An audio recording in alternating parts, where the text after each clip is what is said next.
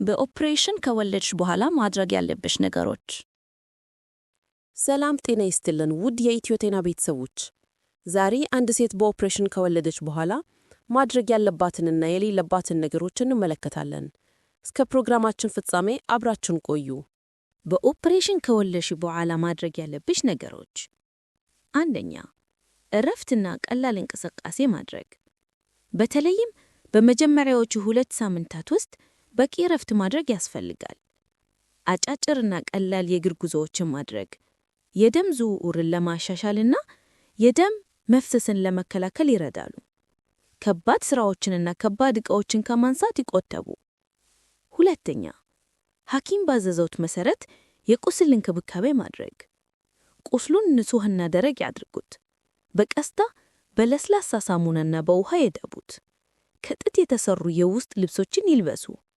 በየቀኑ የቁስል መቅላት፣ ማበጥ፣ መግል ወይም መጥፎ ሽታ መኖሩን ይከታተሉ። ሶስተኛ የህመም ማስታገሻ መድኃኒቶችን መውሰድ። የታዘዘልሽን የህመም ማስታገሻ መድኃኒቶች ሐኪም ባዘዘልሽ መሰረት ውሰጂ። እንዲሁም በሚያስልሽ ጊዜ ሆድሽን ለመደገፍ ትራስ ተጠቀሚ።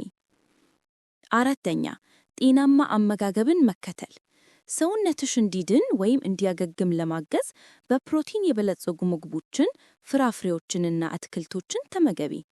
የሆድ ድርቀትን ለመከላከል ብዙ ውሃ ለመጠጣት ሞክሪ። ከሚከተሉት ነገሮች ጋር መቆጠብ ያስፈልጋል። ከልጅሽ የበለጠ ክብደት ያለው ነገር ከማንሳት እንዲሁም ከ4 እስከ 6 ሳምንት ውስጥ መኪና ከማሽከርከር መቆጠብ አለብሽ።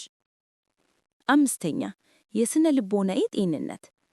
ጭንቀት ሊኖር ይችላል፣ ነገር ግን ሐዘን ወይም ጭንቀት ከከበደ ወይም ከቀጠለ የሕክምና እርዳታ ለማግኘት ሞክሪ። መቼ ወደ ሕክምና መሄድ ያስፈልጋል? ከፍተኛ ትኩሳት ካለ፣ ከፍተኛ የደም መፍሰስ ወይም የጡንቻ ህመምና እብጠት ካስተዋሉ፣ ከባድ የሆድ ህመም ካለ፣ የትንፋሽ ማጠር ወይም የደረት ህመም ካለ፣ በእግሮች ላይ እብጠት ወይም ህመም ካለ፣ እንዲሁም ከቁስሉ መግል ወይም መጥፎ ሽታ ያለው ፈሳሽ ከወጣ ቶሎ ወደ ሕክምና መሄድ ያስፈልጋል። ሁሉም የድህረ ወሊድ ክትትሎች እንዳያመልጡሽ ጥንቃቄ አድርጊ። በዚህ ክትትል ላይ ሐኪምሽ ቁስሉ መዳኑን ከማረጋገጥ በተጨማሪ የደም ግፊት ምርመራ፣ የወሊድ መቆጣጠሪያ ዘዴዎችን እና የጡት ማጥባት መንገዶችን በተመለከተ ምክር ይሰጥሻል። ይህን ጠቃሚ መረጃ ለሌሎችም እንዲደርስ ላይክ፣ ሼር እና ኮሜንት ማድረግዎን አይርሱ።